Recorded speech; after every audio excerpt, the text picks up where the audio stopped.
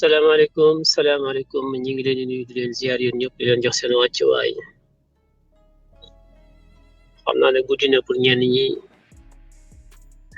nga xam ne ñoom xëy na ay seetaatkat lañu duñu ay xeexkat ñoom am na yenn heure yi tëdd nañu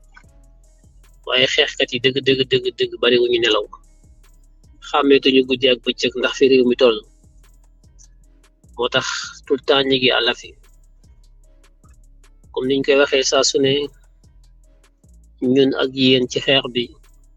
amul guddi amul bëccëg amul lenn loo xam ne bu laajee ñu war a taal pour wax daañu ko wax ngeen xam ko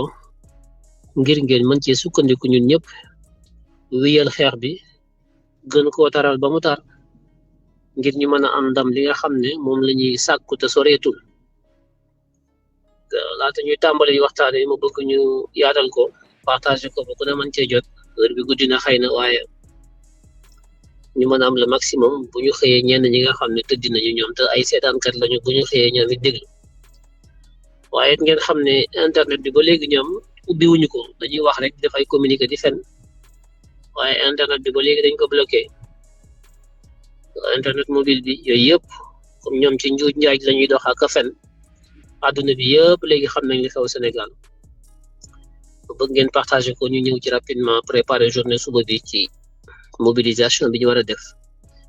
waaye tamit ma wax leen li nga xam ne foofu la ñu toll ci ay éléments yoo xam ne am nañ ko ci preuve yoo xam ne xëy na sénégalais yi gisaguñ ko waaye am nañu lu doy ci ay preuve moo xam li nekk ci internet bi la moo xam loo xam ne sénégalais yi gisaguñu ko am nañ ko ci ay organisation ay ONG am nañ ko ci ay organisation des droits de l'homme am nañ ko ci ay ambassade am nañ ko ci ay service de renseignement yoo xam ne ñi ngi Sénégal am nañ ko ci ay témoignages ci biir police bi ci biir gendarmerie bi ci biir administration bi am nañ ko ci ay sénégalais yoo xam ne ay sénégalais yu lambda yu am ay éléments def ay témoignages ak ay vidéo ak ay preuve ay éléments yu ñu am ci biir armée bi am ko ci biir gendarmerie bi am ko ci biir police bi am ko fépp mu nekk ay charge yu garaaw yoo xam ne am na ki loo xam ne duñu ko génne ci internet bi dañ koy téye comme ay élément de charge contre Macky Sall sa famille sa femme ses enfants ak ñoom Moussa Fall ñoom ñëpp on a suffisamment li ñu am ci ay charge li ñu am ci ay éléments dafa bari sax parce que ñoom dañu cuune en fait donc ñu yaatal ko ñu ñëw ci rapidement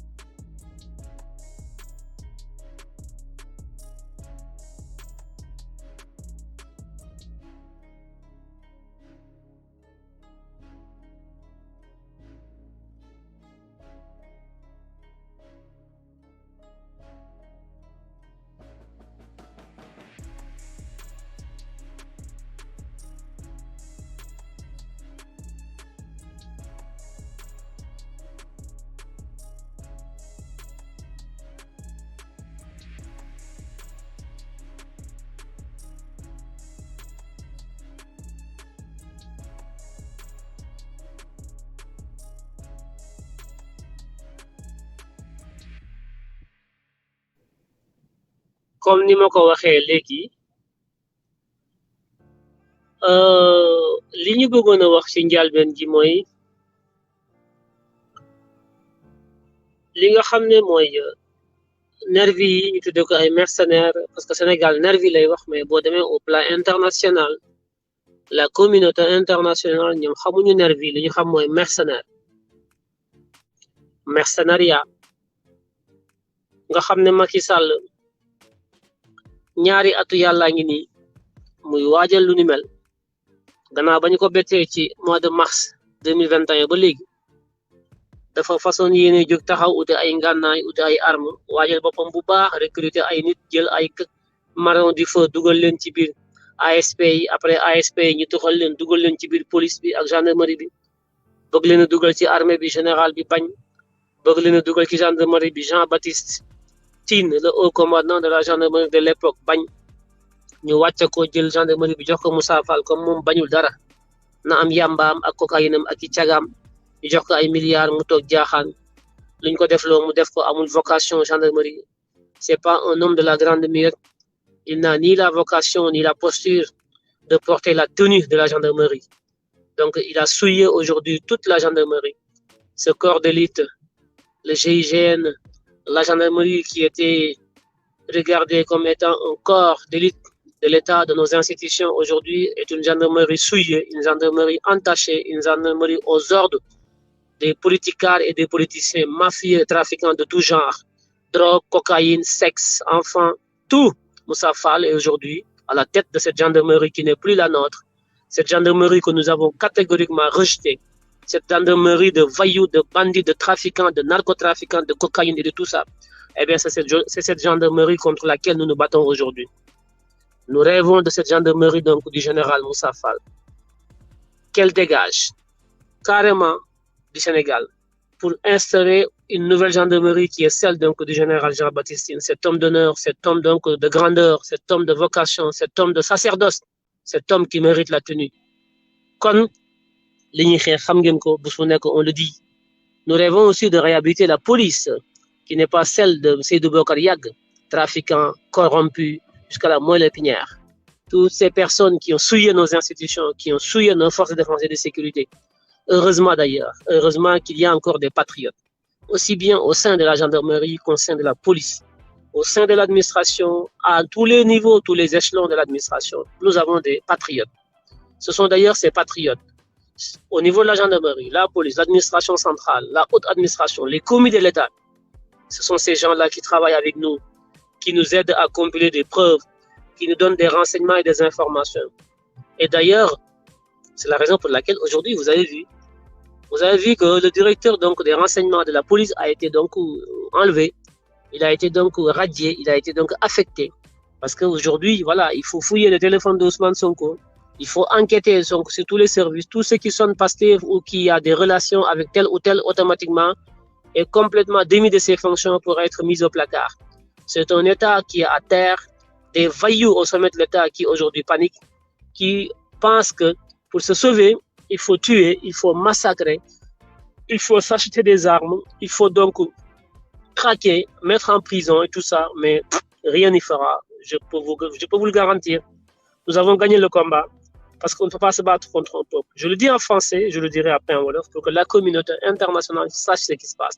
Nous avons donc, je le disais tantôt, suffisamment rassemblé de preuves. Des preuves que nous avons à travers donc les réseaux sociaux et Internet. Vous avez vu déjà les démentis qui ont été faits au commissaire donc divisionnaire chargé donc de la sécurité publique, qui est M. Ibrahim Diop, lors de sa conférence de presse du 4 passé, où il disait effectivement que ceux qui tiraient et qui avaient des armes étaient donc des gens soit venus de l'étranger ou des nervis ou quelque chose comme ça. Il ne disait pas nervis, il disait oui, les gens de l'opposition, les manifestants, donc maniaient les armes et qu'il y avait aussi des étrangers. Alors que c'était ni quoi. C'était ni les étrangers qui étaient là, encore moins donc les manifestants, mais c'était bien des nervis, des mercenaires recrutés par Macky Sall et donc qui ont infiltré la police et la gendarmerie pour pouvoir en profiter et tirer et tuer. Vous avez vu qu'ils ont massacré, c'était un hécatombe, ils ont tué des centaines de personnes. On n'a pas encore tous les noms, on n'a pas encore découvert donc le carnage humain que Macky Sall a fait. Il a aujourd'hui désormais les mains tachées de sang. On parlait de crimes contre l'humanité, on parlait donc de crimes contre le peuple sénégalais, on parlait de tout ça, mais nous avons dépassé aujourd'hui le crime. Nous sommes dans ce qu'on appelle le génocide. C'est encore beaucoup plus fort que le crime. Aujourd'hui, la qualification que nous allons amener au niveau de la CPI sera donc une qualification de génocide. Nous avons les preuves, nous avons les éléments, nous avons tout. Au-delà de ce que vous pensez être des éléments probants, et qui le sont d'ailleurs, les éléments que vous avez au niveau des réseaux sociaux partout, sont des éléments qui prouvent effectivement que c'est un grand complot au sommet de l'État, fomenté et dirigé par Macky Sall himself, avec ses généraux, avec donc ses hommes qui ont planifié donc une guerre civile, qui ont planifié un génocide en s'achetant des armes, en entraînant leurs hommes, en se dotant donc des moyens logistiques, techniques et financiers de grands bandits comme Gabi Perez, son fils Edan Perez, et tout son groupe mafieux trafiquant que tout le monde connaît. Et voilà aujourd'hui où on en est avec le régime finissant de Macky Sall qui s'entête, qui refuse de quitter le pouvoir après avoir accompli ses 2 mandats conférés par le peuple sénégalais. Il s'arc-boute, il n'a pas envie de partir, il n'a pas envie de quitter le pouvoir. Il est prêt aujourd'hui, avec les armes qu'il a achetées à coups de milliards de l'argent du contribuable sénégalais, pour retourner ses armes contre le peuple sénégalais, ce qui est ubiesque, ce qui est dangereux, scandaleux. Des centaines de personnes ont été tuées par balles par ces milices, jetées dans la mer, jetées en prison, jetées dans la forêt, partout, on ramasse des corps, partout, au Sénégal aujourd'hui. Nous sommes dans une situation que nous n'avons jamais vécue dans le passé, et personne n'avait pensé que Macky Sall allait amener le peuple sénégalais dans une telle situation où aujourd'hui le Sénégal fait la risée du monde à cause d'un homme têtu, un homme boulimique du pouvoir, un homme inintelligent, un homme coléreux, un homme qui manque d'élégance, qui n'a aucune culture, qui n'a rien, et qui pense qu'effectivement c'est avec l'arme, c'est avec la guerre, c'est avec le sang qui gicle qu'on peut conquérir le pouvoir, c'est avec le sang qui gicle qu'on peut garder le pouvoir. Mais il se trompe lourdement. Alors, aujourd'hui, on nous parle donc des armes qui ont été achetées donc, en Russie, transportées à Dakar, commandées par la présidence de la République. Hein, vous avez vu, hein, les gens parlent aujourd'hui. Oui, parce que les armes commencent à parler. Ça commence à tuer. On attend toujours que les armes sortent, que les armes tuent, pour que les Sénégalais vous écoutent et les Sénégalais s'en rendent compte. Il y a de cela 6 mois à peu près, voire moins peut-être, mais à peu près 6 mois, je ne me rappelle plus. Pour ceux qui ont l'habitude de me suivre dans mes lives, j'avais alerté, j'avais parlé donc de la commande d'armes venant donc de Saint-Pétersbourg, au niveau donc de la Russie, commandée par Gabi Perez, au nom de sa société qu'on appelle AD Trade. AD Trade est la société écran de Gabi Perez, dont l'objet ou le but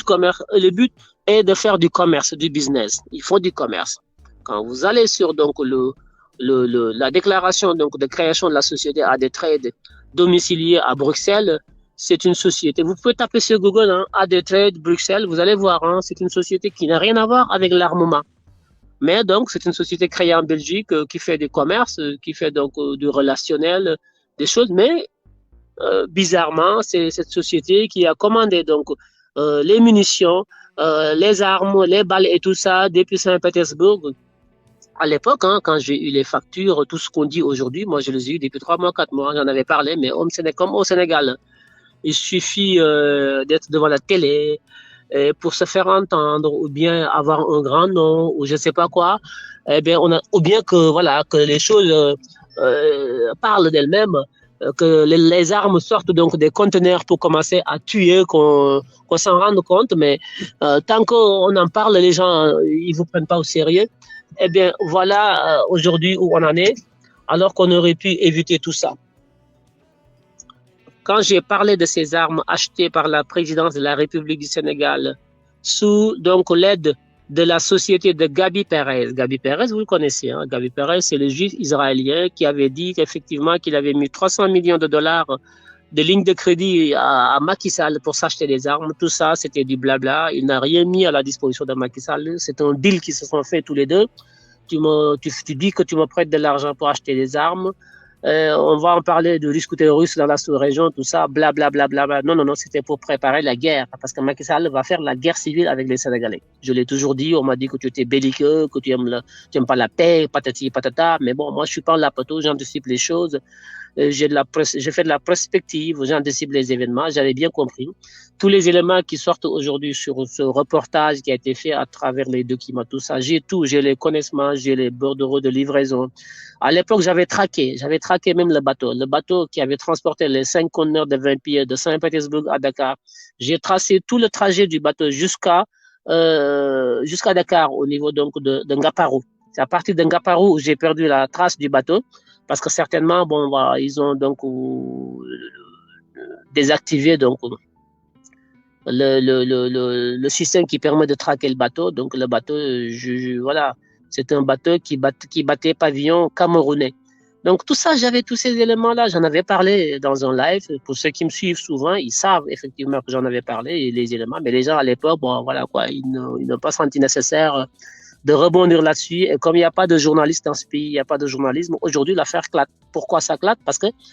aujourd'hui, les armes sont sorties, les armes donc ont parlé, les armes ont tué, et bon voilà, tout le monde saute là-dessus. Alors qu'il y a 6 mois, j'en avais parlé, puis les gens en avaient parlé. Aujourd'hui, peut-être qu'on n'en serait pas là, mais c'est tout le temps comme ça au Sénégal.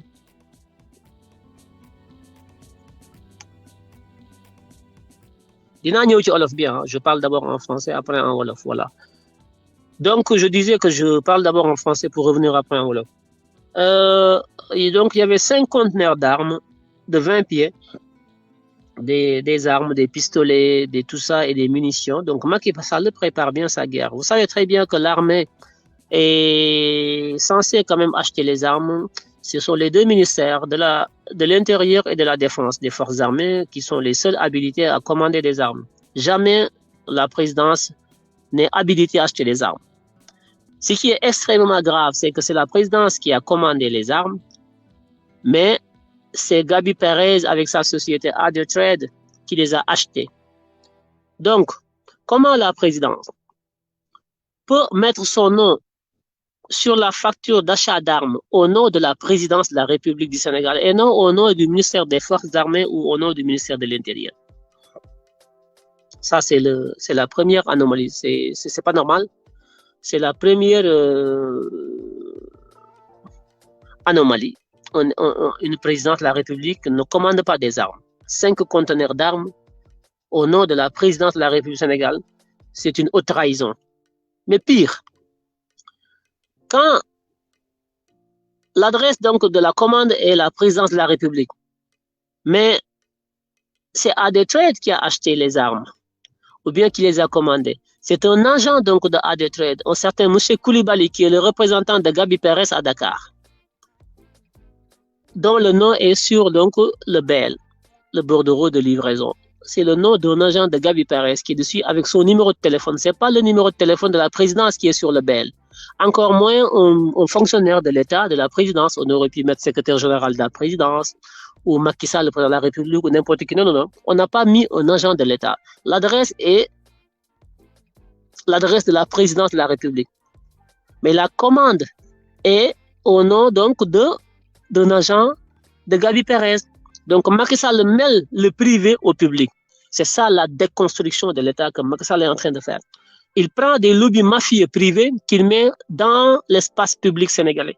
L'État, c'est une vocation. L'État, on ne peut pas mêler les affaires de l'État aux affaires privées. Macky Sall ne se fait pas de frontières. Il casse toutes les frontières, toutes les limites. Cet État que nous avons construit pendant 70 ans, cet État que nous avons donc construit avec des commis de l'État qui ont fait des études, qui ont servi l'État loyalement, qui l'ont construit, qui ont construit son architecture, mais qui ont construit aussi sa construction et tout ça, excusez-moi de la répétition. Aujourd'hui, Macky Sall est en train de tout déconstruire en y invitant des voyous, des bandits, des trafiquants de tout genre pour casser les frontières et permettre donc qu'on puisse y rentrer en tant que privé, en sortir en tant que public. On ne sait plus qu'est-ce qui est public, qu'est-ce qui est privé.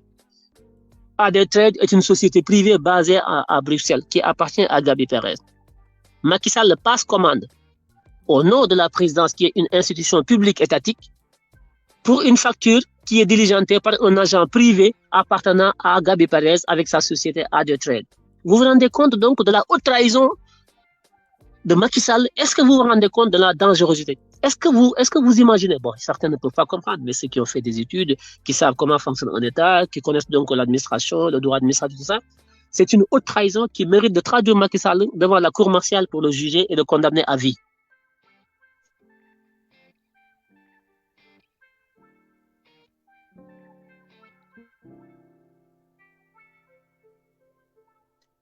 Donc, ces armes sont arrivées, réceptionnées, donc transportées. Vous avez vu hein, les factures de la société de transit, le transport, tout ça, tout est tracé. On a tout, les paiements et tout. Il y a tout. Aujourd'hui, le dossier est entre la main de Maître Moussa Diop, qui est membre donc du mouvement F24, il y a des avocats qui sont dedans, qui ont été désignés pour diligenter l'affaire. Il en a parlé au niveau des médias. Ça fait un tollé. Et j'espère que le procureur va s'en saisir pour ouvrir une enquête là-dessus. Parce que l'enquête sera rapide. Hein. On a tous les éléments d'enquête, donc ça ne demande même pas une enquête, parce que tout est là. On a toutes les pièces. On a eu des gens en interne dans l'administration, au niveau de la présidence, au niveau des services douanes, partout, on a eu des gens qui nous ont envoyé des éléments. On a tout. Donc une enquête sera... Mais ça m'étonne que le procureur se saisisse sur cette question, parce que c'est un scandale. Mais ce qui est grave, c'est que ce dossier est en train d'être constitué. Nous avons des éléments que vous avez là, les gens nervis ou je sais pas, mercenaires que vous voyez là dans les rues de Dakar qui ont fait donc un massacre, qui ont fait donc génocide. Hein. Il y a eu plus de 100 morts. Hein. Il y en a même plus. Hein. Pour l'instant, vous pensez qu'on est 30, 40, mais vous allez voir, d'ici une semaine, les chiffres vont monter parce qu'il y a des disparus, il y a des gens qui ont été jetés dans la forêt, il y a des gens qui ont été enterrés dans des fosses communes. Ils ont enterré des gens dans des fosses communes. D'autres ont été jetés dans la mer et tout ça. Donc, c'est un génocide que Macky Sall a commis. Nous avons les preuves, nous avons tout. Maintenant, on va travailler le dossier. Nous sommes en train de travailler le dossier pour donc avoir des éléments qui sont dans l'espace public, les réseaux sociaux, tout ça. Mais il y a des éléments que vous n'avez jamais vus, qui ne sont pas dans les réseaux sociaux, qui sont des éléments officiels, transmis par des agents de l'administration, de l'État, en interne, mais aussi certaines ambassades, certaines ONG, les organisations des droits de l'homme, les organisations de la société civile et des ambassades. Il y a des grandes puissances aujourd'hui qui coopèrent avec nous en nous donnant des éléments auxquels aujourd'hui le public n'a peut-être pas accès pour constituer un dossier béton et pouvoir traduire et Macky Sall et sa femme Mariam Faye Sall, ses enfants qui ont recruté des nervis et tous ceux qui sont donc sur la chaîne de responsabilité, à commencer par Moussa Fall, le général, et puis le ministre de l'Intérieur, le ministre de la Justice, ainsi de suite, ainsi de suite. Tous ceux qui sont sur la chaîne de responsabilité, même les nervis, ils seront traduits devant la Cour pénale internationale. Ils seront tous jugés, à moins qu'ils fassent mea culpa, qu'ils sortent et qu'ils fassent des vidéos pour dénoncer ce qui a été fait, pour dire exactement ce qui a été fait, de façon à ce qu'on puisse, nous, qui dirigeons ces dossiers-là, qu'on puisse quand même les extirper de nos accusations pour les prendre comme témoins. Parce qu'ils ont parlé de corruption de la jeunesse. Ils ont dit que Ousmane Sonko a corrompu la jeunesse. Bon, on va voir si eux, Macky Sall, ils ont corrompu les jeunes à qui on a donné des armes. Est-ce que c'est une corruption de jeunesse ou pas? Ils ont donné des armes à des gens qui ont tué beaucoup de gens. Est-ce que ça, c'est une forme de corruption de jeunesse? On verra. En tout cas, ceux qui ne veulent pas aller au niveau de la Cour pénale internationale, que ce soit au niveau de la justice, au niveau de la gendarmerie, au niveau de la police, au niveau de tous les segments où il y a eu des gens qui ont donc directement ou indirectement participé à ce génocide. S'il y a des gens encore qui veulent en fait faire des témoignages, qui veulent discuter, qui veulent négocier avec nos avocats aujourd'hui qui se sont constitués. D'ailleurs, j'en profite au passage pour vous dire que nous avons des avocats pénalistes internationaux, aussi bien aux États-Unis, ici en France, à Londres, nous sommes en train de constituer des avocats et même en Belgique, il y a d'autres avocats italiens qui veulent rentrer dedans, mais pour l'instant, nous avons donc des avocats américains, des avocats donc anglais, des avocats français et des avocats belges qui vont se rejoindre, qui vont donc s'ajouter dans le pool d'avocats, qui vont donc instruire le dossier avec donc Maître Juan Branco pour aller au niveau de la CPI avec tous les éléments dont on dispose aujourd'hui, qui sont des éléments probants. Hein. Moi, tout seul, j'aurais pu le porter, hein, parce qu'on a suffisamment de vidéos, de témoignages, des documents officiels, les armes, la distribution, on a même des audios. Eux-mêmes, quand ils se réunissent, toutes les réunions qu'ils ont fait, l'argent qui sort, les recrutements, l'argent, les armes, tout ça, ils ont été enregistrés, ils ne le savent pas. Les gens qu'ils ont recrutés, ils ont mis des éléments dans leur dispositif, ces éléments-là les ont enregistrés. Nous avons des enregistrements de Farbankom, nous avons les enregistrements de, comment ça s'appelle encore? Amadou Sall, le fils de Macky Sall. Nous avons des enregistrements d'Antoine Diom, nous avons des enregistrements de Bokar Yag, nous avons des enregistrements de Moussa Fall, nous avons beaucoup d'enregistrements sur tout ce complot d'État que nous avons, qu'ils ont encore fait contre donc le peuple sénégalais, parce que le premier complot c'était contre Ousmane Sonko, mais cette fois-ci le complot c'est contre tout le peuple sénégalais. Nous avons suffisamment d'éléments pour ça. C'est pour ça que les avocats, aujourd'hui, ils sont pressés à rentrer dans le pool d'avocats parce que c'est un dossier facile à plaider et que c'est un dossier qui va faire le tour du monde. Donc aujourd'hui, Macky Sall, aujourd'hui, il est passible devant aujourd'hui la Cour pénale internationale. Et il le sera. Ça, ne vous en faites pas. Nous avons suffisamment d'éléments et de preuves. Voilà.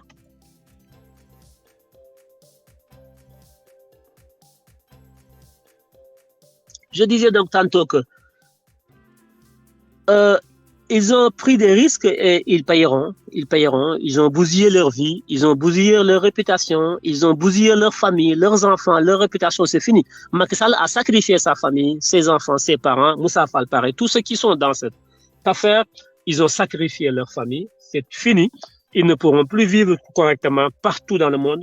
Ça, c'est sûr. Ils ont joué, ils ont perdu. Ils ont tué beaucoup de Sénégalais, mais ils le regretteront. Ça, je vous le dis. may wax kon ci wolof ne li nga xam ne moom lañ jënd ci ay sox ak i fetal def ko ci ay conteneur gëndee ko Russie indi ko waxoon naa ci live ne woon naa leen Macky Sall jënd na ay armes dugal na ko ci ay conteneur dugal na ko ci ay bateau loolu lépp toppan naa ko yéen ñi may topp yaa 6 mois bu fekkante ne am ngeen mémoire war ngeen a xam ne waxoon naa ko fi waaye booba bal yi génnagul léegi nag ñëpp ñu ngi ciy waxaat parce que dafa bali fetal yi dafa génn commencé rey na ay téeméeri nit yu bari ñii sànni nañ leen ci géej gi ñii ñu ngi ci morgue yi ñii gas nañu ay pax yu rëy boole leen suul ci biir yooyu yëpp li mu rey ki nit ëpp na téeméeri nit dem Macky Sall fii ak semaine bi 2 semaines di ngeen gis yu bari ñu bari daañu gis seen mbokk yi ñëwuñu ñu bari daañu leen wër duñu leen gis comme niñ defoon ci ki nga xam ne mooy Didier Badji ba léegi kenn gis ko dañ ko rey suul ko seyel ko noonu lañ def ñu bari da nga gis ñu bari ñoo xam ne duñu ñëw mais loolu lépp am nañ ci ay preuve am nañ ci ay éléments am nañ ci ay sources ndax ñu nekk ci biir état bi ñu ci bari am na ci ay patriotes yoo xam ne jox nañ ñu ay audio jox ñu ay vidéo jox ñu ay këyit wax ñu lu bari li ma xam ñoom ñu doon nas lii sax ci seen biir ñu doon recruter muy nervi yi jox leen ay fetal ak yooyu ñu ci bari am na ci ñoo xam ne dañ leen doon enregistré ci seen réunion yi xaalis bi ñu leen jox ak li ñu leen sant ak yëpp dañ ko enregistré am nañu audio yi am nañu lépp jox nañ ñu ko am nañu ay avocat nag yoo xam ne ñu ngi Amérique la ñu dëkk ñii France ñii Angleterre ñii Italie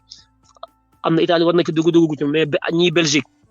ñi ngi taxaw di ko dajaloo pour que ñu mën a yóbbu dossier bi cour pénal international pour atte Macky Sall ak jabaram Marième Faye Sall ndax mi ngi ci biir Marième lépp mooma Marième Faye Sall moo doon recruter moo joxe xaalis bi ak doomam Amadou Sall ak ki nga xam ne mooy Malick Seck ak Moussa Fall ak Antoine Diome ak ñoom Bokar Yàgg ak policiers gendarme yi nekk ci biir yëpp ñi def basi ñuy dóor ñëpp am nañ vidéo yi am nañ tout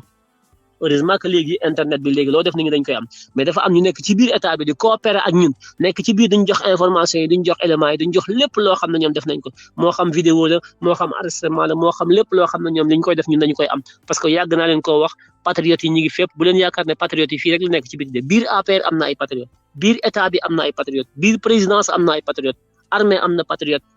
gendarmerie am na patriote police am na patriote loolu moo tax fi mu toll nii ñoom li ñu nekkee léegi mooy traque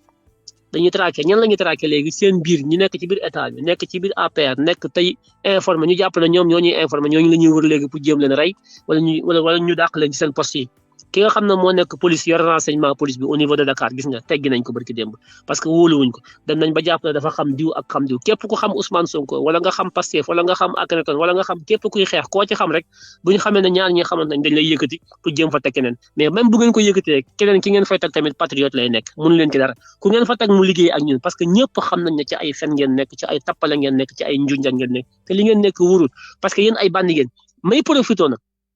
di wax nervi yi administration bi police gendarmerie yéen ñi nga xam ne yéen décidé ngeen ne yéen da ngeen di ànd ak Macky Sall ci njombe gi da ngeen di ànd ak Macky Sall ci rey sénégalais yéen ñi koy def ak Macky Sall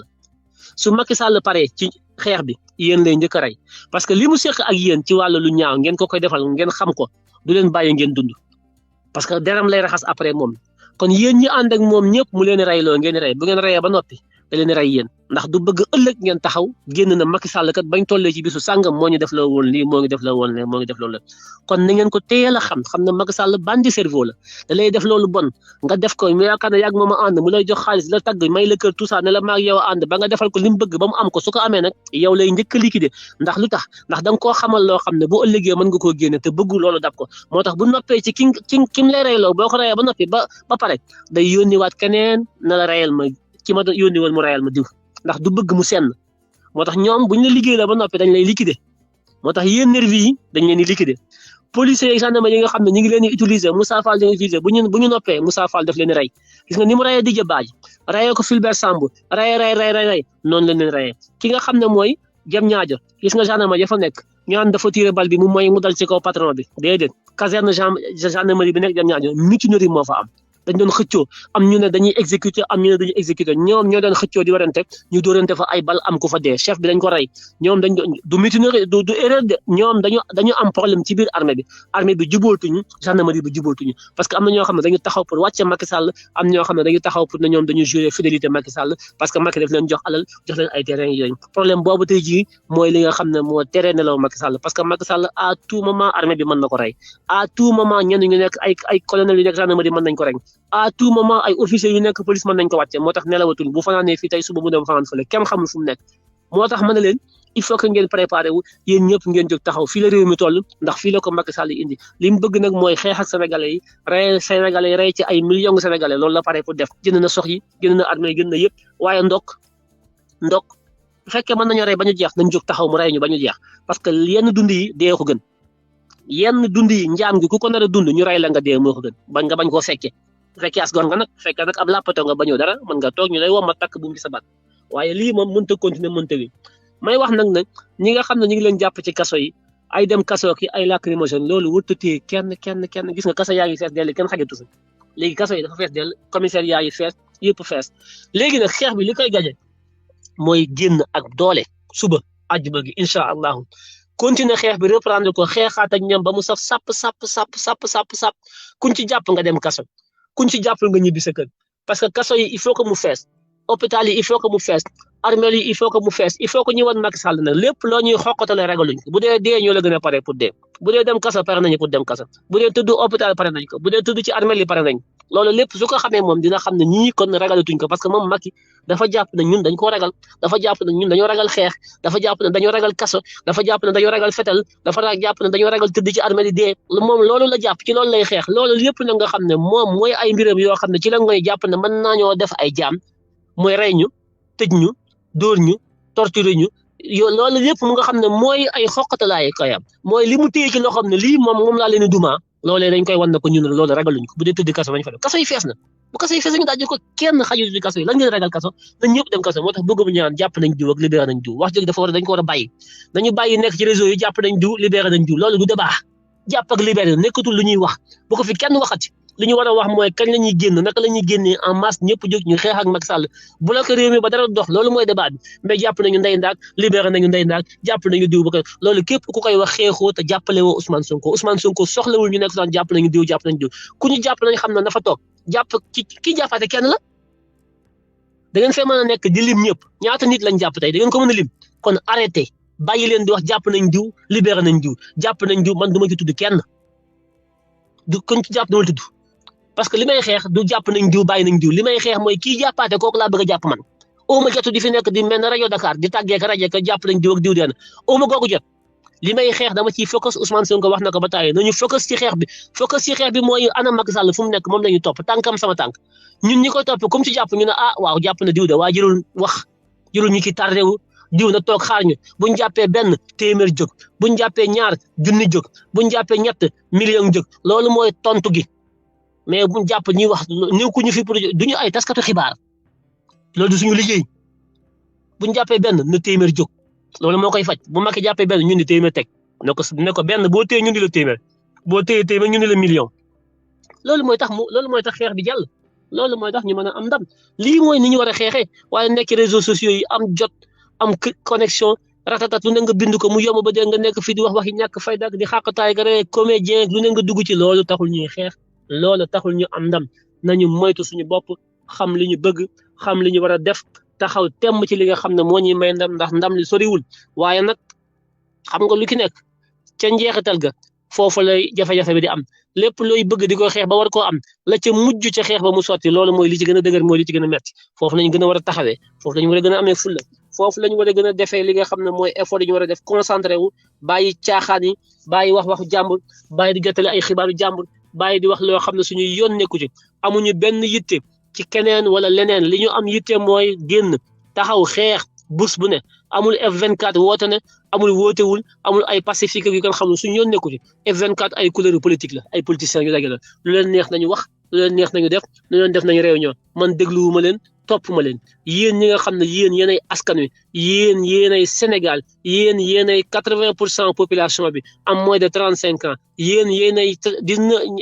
moitié population bi am 19 ans l'âge médian yéen ndaw ñi yéen ñi seen avenir yéen ñi nga xam ne bu F24 di woo du ngeen fa nekk yéen ñi nga xam ne su Macky Sall woote ci palais bi nekku leen fa yéen ñi nga xam ne bu falu jotee faluwu leen yéen askan wi nga xam ne kenn du leen fal F24 bu falu jotee ñooy fal ndax ñooy leader yi falu lañ bëgg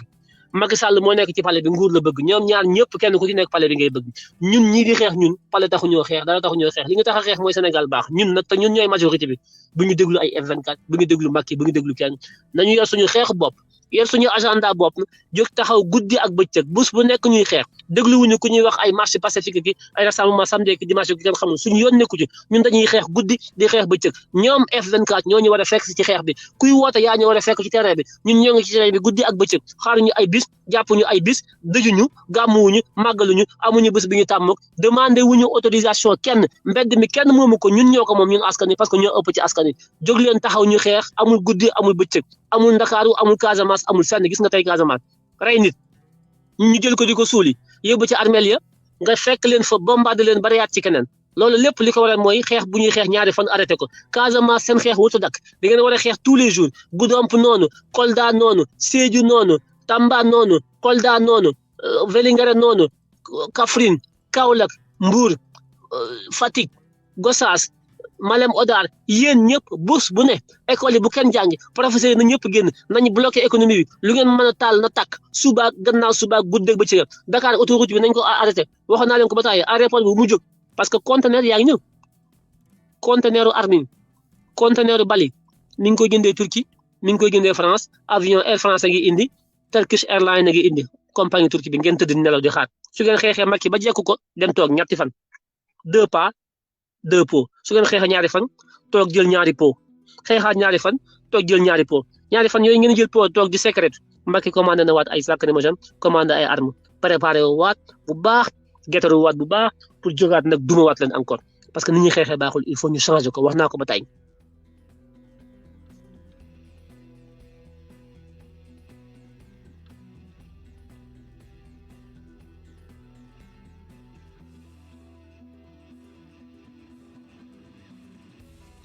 bu subaa na ñëpp génn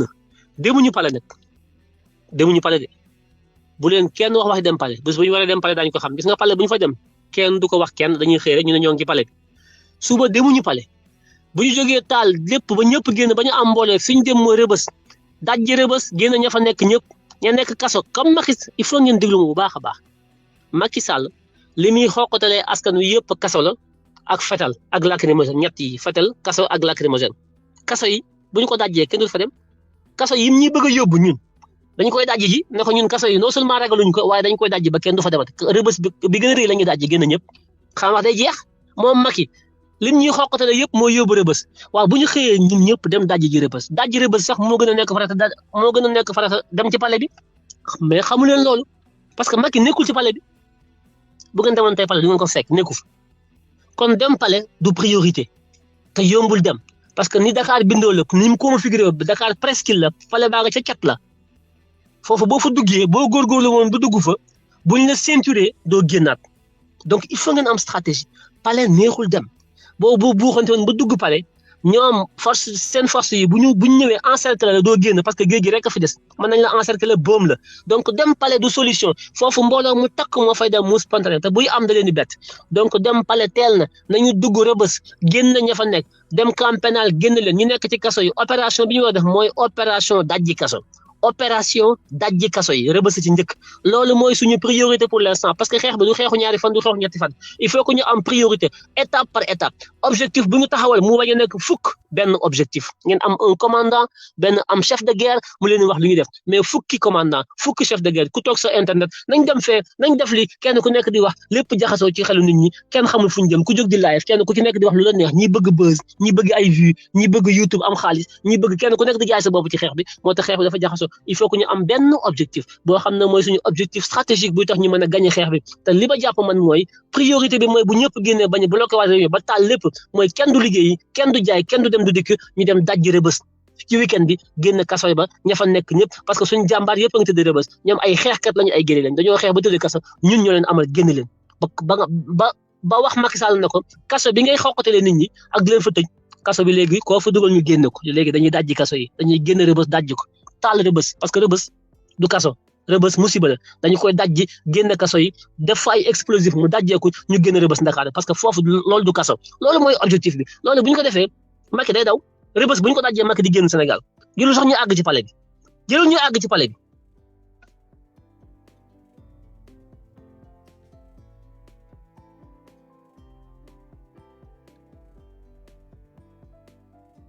opération dajji kaso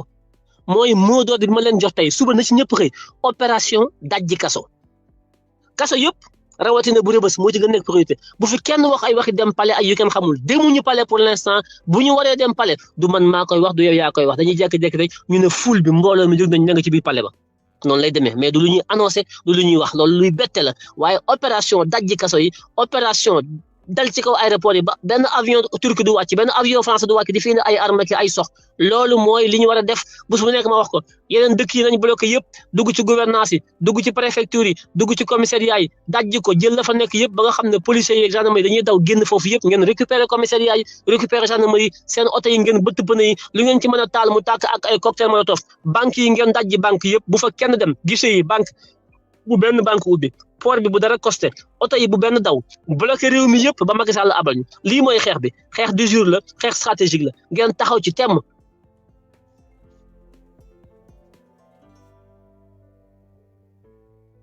waaye boo xëyee kii wax jëm fee kenn ku nekk di wax amul cohérence kenn ku nekk di ratatatata amul benn stratégie amul cohérence parce que c'est comme ça Facebook bi ku jóg wax kenn ku yaa sama kenn mënu forcer kenn mais bu nit ñi accordé woon ci benn objectif di yëkkatandoo benn wax am benn jubluwaay léegi xeex bi jeex mais kii day jëm fee kii di wax lii kii di indi ay rumeur kii di fen fii kii di wax lee wax nañ ma lii jox nañ lee capitaine wax na ma lii di wax kër kii agenda boppam la yore kii YouTube am la yore kii bëgg xaalis ki naan partagel kenn ku nekk bëgg a siiw ki naan am naa information kii wax na ma lii kii wax na ma leen mais loolu lépp du njëriñ gis nga xeex bi du ay am naa information xeex bi du nekku rajo Dakar du ay joxe ay information xeex bi joxe ay stratégie la ak fexe yëkkati askan wi leneen lu leen fi waay wax ci boppam la nekk képp ku leen diw wax na ma woo na ma jox na ma lii wax na ma lee makee ngi fii ki dugg na fekk rek loolu lépp ay dóor la ñooñu xeexuñu xeex bi amul ay information duñu rajo duñu télévision xeex bi lépp luñ ci war a wax loo xam ne da ngeen ko war a xam la bu ngeen ko xamee ba noppi ñu indi ay solution teg ay stratégie na nañu def lii nañu def lee buñ jaaree fii ak lii la ñuy am waaye toog naan gis naa diw moo sëy ak diw kii moo joxe lee kii moo ngi fii Macky jaar na fee Moussa Fall jaar na fee loolu du xeex loolu mayuñu ndam demuñu ci fenn ku koy defi da nga bëgg ay vues bëgg ay YouTube bëgg xaalis booy fayee ko ci suuf bëgg di nax askan wi nañu waxante dëgg te xeex ngir Sénégal jóg taxaw àndandoo am benn jublukaay ngir ñu mën a am ndam xeex bi dafa am ñu nekk ci biir di xeexal seen bopp ci biir di ci daaju bu baax a baax mais taxul xeex bi ñuy xeex mooy Sénégal baax taxul leen a jóg ci seen bopp la ñu nekk ngeen ràññee leen bu baax a baax te xam lii njariñ bi ak li nga xam ne mooy pexe yi li nga xam ne buñ leen ko waxee ngeen xam ne lii kat mooy li ñuy jariñ ñun ñëpp waaye xeex boo xam ne ki lay wommat la lii di la fen da jox ay fausse information ci boppam la nekk ndax moom loolu lépp mi ngi bëgg ngay dugg ci page am di ko yokk di ko partager muy fayee ko chaîne YouTube am di ki lekk xaalisam di ki dund bu baax a baax di la wax ne day xeex dafa gëm Sénégal fekk gëmul dara ci boppam la nekk dafa fekk xeex bu ñuy xeex ngir suñu njariñ mu dugal ci xeex boppam di xeex boppam ngeen yeewu bu baax te ngeen xam li ma leen wax ngeen déglu bu baax li ma leen wax parce que xeex bi dafa am ñu ko rax te ñi ko rax ñoo koy yàq ci lañ ci ay rumeur ci ay information yoo xam dara fondé wu ci ay théâtre dañuy am ñoo xam ne dañuy théâtre il faut arrêter ça il faut que ça arrête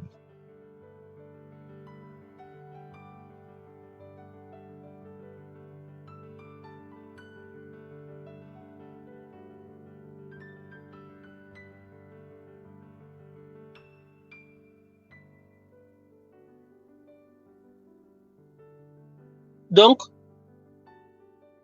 non réseau yi dafa yaatu du loolu du benn nit du ñett ñi daf ci bari j'avoue que c'est pas facile coordonner ko c'est pas facile mu nekk lu yomb parce que kenn ku ñi am nañ seen i ego ñi jàpp nañu ñoom ay experts lañu ñu jàpp nañ ne xam nañu ñu jàpp nañ ne ils ont des réseaux ñu jàpp nañ ne information am na ñoo xam sax dañ leen jox ay information yu baaxul ñu di ko relayer am ñoo xam dañ leen di piège on leur donne de mauvaises informations ñu di ko relayer à des niveaux insoupçonnés billahi dañ jox ay këyit jox la ay documents yoo xam dara baaxu ci nga toog di def live di wax te li ngay wax dara baaxu ci parce que dañ la piège te xamoo ko ki la ko jox moo la piégé c'est incroyable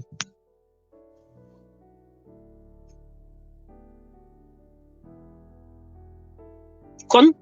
nañu concentré wu bu fekkente ne li ñuy wax dëgg la ci ñun su fekkente ne xeex bi ñuy xeex xeexuñu ko pour bëgg a siiw xeexuñu ko pour ñu xam ñu xeexuñu ko pour am ci xaalis xeexuñu ko pour mais dañ koy xeex pour Sénégal kott ko fekkee dëgg la ci ñun war nañoo mën a ànd di yëkkateendoo di tegandoo loolu amoon na fi àndoon nañu fi ñun ñëpp nekk benn di yëkkateendoo di tegandoo dañoo jékki-jékki rek ku nekk dem sa yoon maag gi rek a fi des maag gi suñu groupe bii activiste yi ñëpp a ngi ci woon bañ koy tàmbali dugal nañ ci ñëpp a ngi ci woon kenn ku ne da ngaa xëy dem sa yoon kenn ku ki nekk da ngaa xëy dem sa yoon mais bañu koy tàmbali képp ku doon live yaa ngi si biir dañ daan toog di diisoo di waxtaan di yëkkateendoo di tegandoo waaye dañoo xëy rek kenn ku nekk dem sa yoon kenn ku nekk dem sa yoon kenn ku nekk dem sa yoon maag gi doo nga ci des groupe bi activiste yi ci ñi ko sos maag gi rek a fi des maag gi rek a fi des ñi seen ñëpp dem nañ seen yoon ut seen ber seen yoonu bopp di waxal seen bopp am nañ ci droit man critiqué wu ma kenn mais nag xeex day toll foo xam ne enjeu yi Sénégal day toll foo xam ne intérêt Sénégal day toll foo xam ne surtout fi ñu toll nii xeex ba agsi fii dafay laaj nag ñuy diisoo dafa laaj nag ñu accorder non violence dafay laaj nag ñuy wat gaal ak yëgoo bàyyi fàtte suñu bopp yi fàtte suñu égo yi fàtte mën a moi kenn ku nekk di xëccoo di concurrence amul sens loolu buñ ci nekkee mooy nekkuñu ci xeexu Sénégal mais bu ñu nekkee ci xeexu Sénégal rek war nañoo mën a dépasser yooyu état d'esprit mais Sénégal li ko yàq mooy kenn ku nekk sa bopp égoïsme moo ko yàq.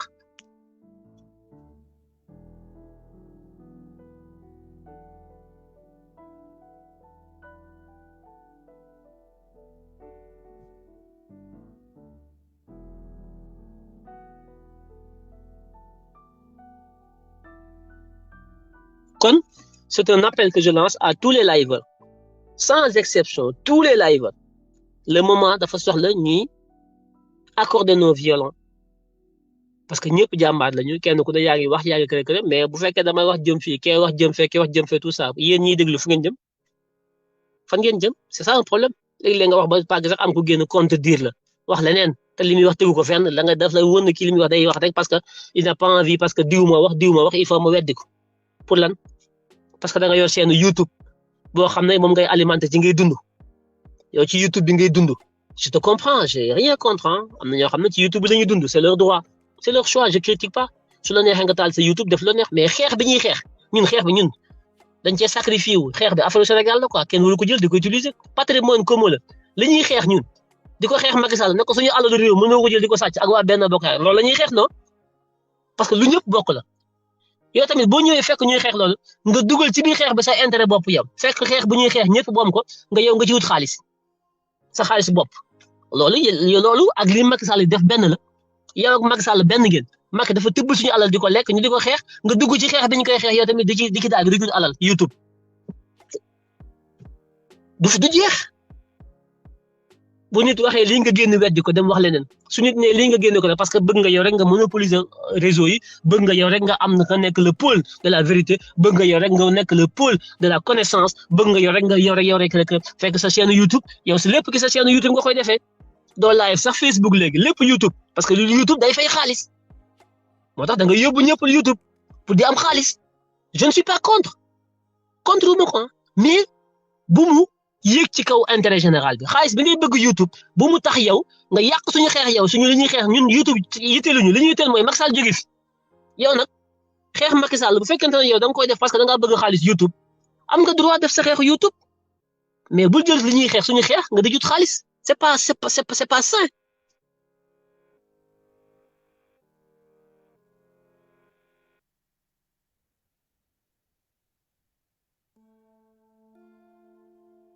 C'est pas ça donc il faut que ñu yeewu xam li ñu bëgg ñun ñëpp taxawaat àndandoo ci sincérité parce que man mii di wax ak yéen gënuma leen a muus de gënuma leen a muus mënuma leen a teg dil xawma lu ngeen xamul duma def lu ngeen ko man mii maa ngi wax ngeen ma déglu de mais j'ai pas la prétention que ma leen gën a muus parce que yaakaar na yaa gën a muus nit ñi mooy taal sa live nekk YouTube di wax lu ne nga dugg ci foog na yow nit ñi lay xool yow di la déglu yaa leen gën a muus nga yaakaar ne yaa ngi leen teg dil fekk nit ñi dañoo xam lu bari bàyyi la ci biir donc il faut que ñu respectante dëggal suñu bopp àndandoo parce que li ñuy xeex moo gën a màgg ay chaîne YouTube ak ay xaalis ak ay luñ ci mën a am yooyu du dara li nekk ci Sénégal li Sénégalais yi di xaar ak tabax réew mi ëllëg ak jëlee fi Macky Sall enjeu yooyu ku ko mën a bàyyi fee nekk ci sa bopp di wut xaalis ci YouTube yow c'est que yow Macky Sall sax moo la tane yow ennemi du peuple bi nga loolu képp ku koy jiital ci say xeex yow noonu askan wi nga comme ni Macky Sall nekk noonu askan wi ak ku manti doon nag kon nañu bàyyi xel ci loolu dellu si àndandoo sincérité dëggal suñu bopp nit ki li muy dundee moo ko ne boppam doo fekk ab xeex nga dugg di wut xaalis il faut arrêter ça lii lu ñëpp bokk la xeex bi comme ni alal ji Macky Sall téye ni ko ñëpp bokkee kooku dañ ci war a xeex dokki suñu tàngu tubéy pour que ñëpp jot ci waaye nga fekk lu ñëpp bokk nga ne dama ciy wax waaye wax gi kat naa ci am xaalis bu dugg sama poche c'est pas sérieux c'est pas fair play c'est pas honnête c'est malhonnête c'est comme ce que Macky Sall fait ku koy defit war nga ko bàyyi wala boog même boo koy defit boo ci amee xaalis nga jël xaalis boobu financé ko def ko ci biir xeex bi ku ci am 10 francs boo xam ne YouTube ma fay na la ko ci da ngaa war a am ngor ak honnêteté ba di financer combat bi loolu mooy dëgg mais fekk ñuy xeex nga dugg ci xeex bi na da ngay xeex ak ñun da nga gëm Sénégal di ci encaisser say millions toog jàpp sa njaam di ci nappaaje sa jeeg te naan patriote nga doo patriote te naan da ngay xeex dëgg xeexoo dëgg xaalis ngay wër dañu waxante dëgg aussi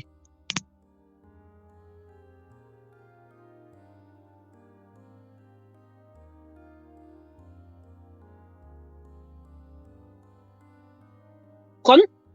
loolu mooy li nga xam ne moom laa ne woon dinaa ko ci indi dolli ko ci te ñu mobiliser wu taxaw bu baax a baax a baax am yitte ci xeex bi bu baax a baax a baax guddi ak bëccëg ñun ñëpp ñiy live ñëpp maa ngi leen di woo ñun ñëpp bu ñu mënee àndandoo di diisoo di yëkkateendoo di tegandoo en tout cas c'est un vœu qui m'est cher je le dis aujourd'hui haut et fort il est temps fi xeex bi toll nga xam ne on est presque au bout de notre combat on est au bout de nos peines pratiquement gagné nañu xeex bi lenn képp moo ci xaw a indi mooy jaxasoo gi ci live yeeg wax yeeg stratégie loo teg rek am ku teggi am ku jaar fële kër yooyu yëpp mu nekk lu ñu war a coordonner maintenant pour faire le travail final pour am victoire tabax Sénégal bu bees boo xam ne kenn ku ci nekk da nga ci gis sa bopp réew mi ñu delloo ko fi ñu war a nekk parce que réew maa ngi yàqu Macky Sall ngi koy yàq ci xeex mi ngi koy yàq ci guerre civile mi ngi koy yàq ci génocide mi ngi koy yàq ci tout deret mi ngi koy yàq ci tëjëg rey loolee ku mu dawul sa yaram ku mu mettiwul ba ngay xalaat sa bopp di xalaat ay youtube ki xaalis mu ci am fekkente ne yow foofu nga toll c'est que yow tu n'es pas conscient des enjeux franchement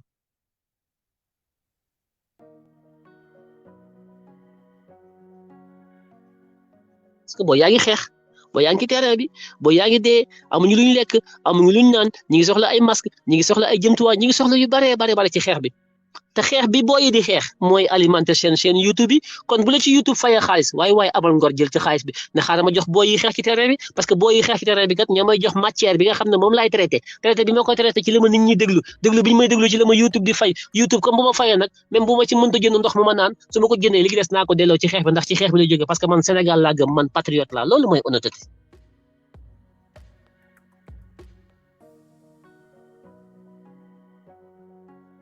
kon bu subaa ñoom ñoo woote woon F24 dégg naa préfet bi nee na du ko autorisé wu ko mais ñun toppatoo wuñu ay préfet ki ay F24 ñun xeex bi barki dem ba ñuy xeex les derniers jours bi ñuy taal Sénégal ana F24 ba ñu génnee di xaar di taal fépp yi boy ñuy xeex xam nga gis ngeen F24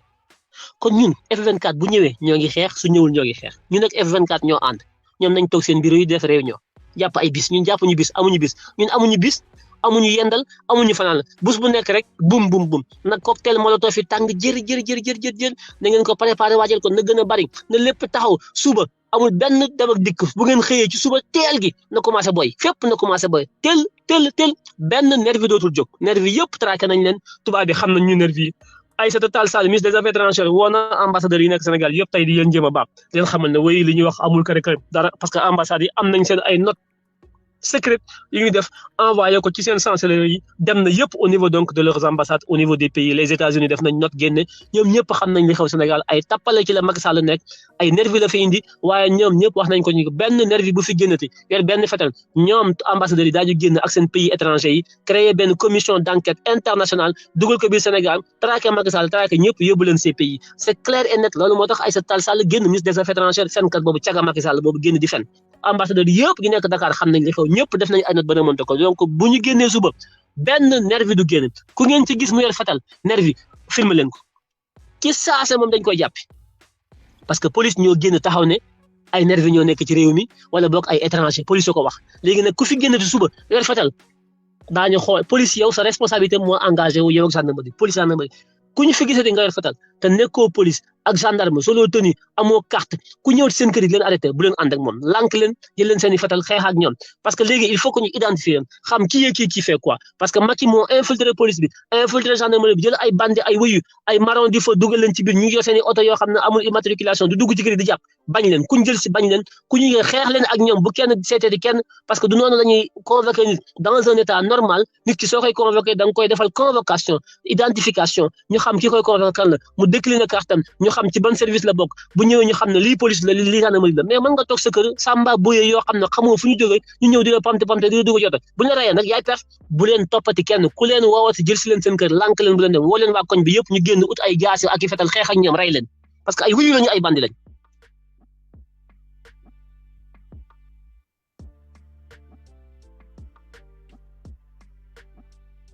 kon